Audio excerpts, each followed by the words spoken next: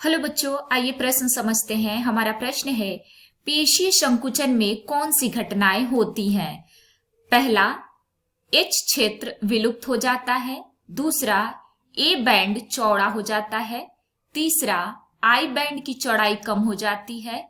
चौथा, myosin ATP को जल अपघटित कर एडीपी एवं पीआई का मोचन करता है तथा एक्टिन से संलग्नित जेड रेखा अंदर की तरफ खिंच जाती है।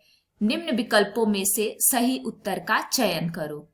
बच्चों, आइए समझते हैं। बच्चों, सबसे पहले हम अपने प्रश्न की मुख्य अवधारणा को समझेंगे। मुख्य अवधारणा, हमारे प्रश्न में पूछा गया है कि पेशी संकुचन में कौन कौन सी घटनाएं होती हैं। इसके लिए हमें 5 कथन दिए हुए हैं और हमें जो सही कथन है उसका चयन करना है।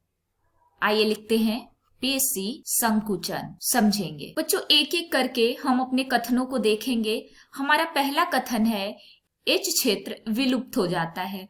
बच्चों, जब पेशी संकुचन होता है तो एच क्षेत्र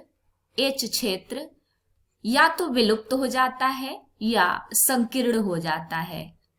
एच क्षेत्र विलुप्त या संकीर्ण हो जाता है, संकीर्ण, इसलिए ये कथन बिल्कुल सही है। दूसरा कथन है, ए बैंड चौड़ा हो जाता है।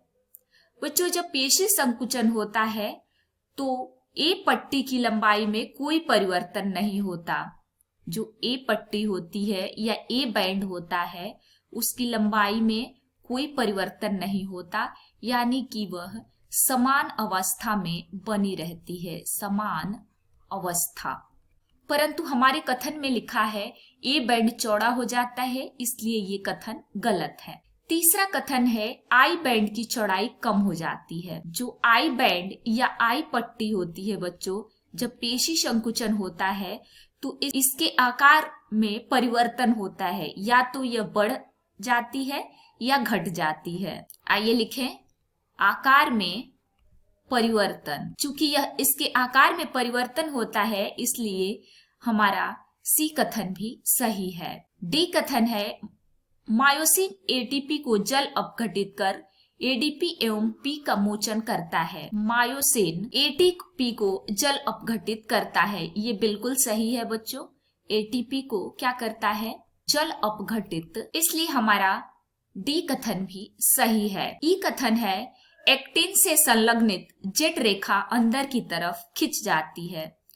तो बच्चों, जब पेशी संकुचन होता है तो जेड रेखा या एम रेखाएं समीप आ जाती हैं, समीप आ जाती हैं। इसलिए बच्चों, हमारे कथन में बी कथन को छोड़कर सारे ही कथन सही हैं, इसलिए हम डी विकल्प को सही करेंगे।